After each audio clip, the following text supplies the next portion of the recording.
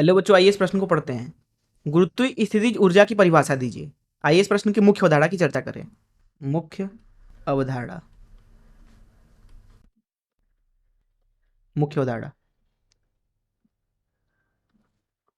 मान लीजिए कि हमारे पास में एक बिंदु है, कोई पी बिंदु मान लेते हैं।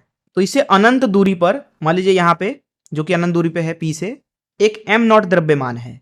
और हम क्या करते हैं कि इस एम नॉट द्रव्यमान को अनंत से उठाकर इस पी तक लाते हैं। तो मान लीजिए कि हमें इसमें कार्य करना पड़ा WEXT। तो इस अवस्था में जो यहां पे P बिंदु पे गुरुत्वीय विभव होता है, जिसको हम VP बोल देते हैं, उसका मान लिखा जाएगा VP बराबर कितना कार्य किया गया है और कितने द्रव्यमान पे किया गया है, दोनों का अनुपात।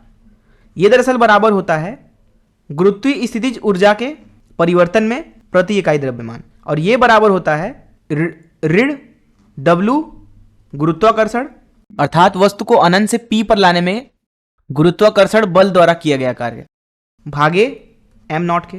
तो अगर आप किसी भी बिंदु पे निकालना चाहते हैं गुरुत्वीय स्थितिज ऊर्जा, तो आपको पहले किसी एक बिंदु पे मानना पड़ेगा कुछ ना कुछ गुरुत्वीय स्थितिज ऊर्जा। तो हम मान लेते हैं कि अनंत पे जो गुरुत्वीय स्थितिज ऊर्जा होता है वो 0 होता है।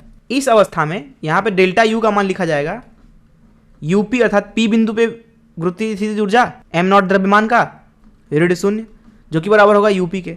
तो यहां से हम बोल सकते हैं कि जो WEXT होगा अनंत से किसी बिंदु पे रखने में एम नॉट द्रव्यमान को किया गया कार्य, वो बराबर हो जाएगा UP के।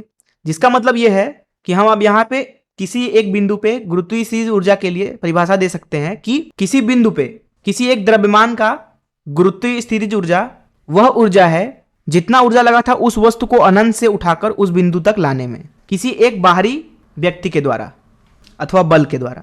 तो इस तरीके से हमने गुरुत्वीय स्थितिज ऊर्जा की परिभाषा मुख्य अवधारणा से ही समझ ली। मैं आशा करता हूं कि आपको इस प्रश्न का हल जरूर समझ में होगा। धन्यवाद।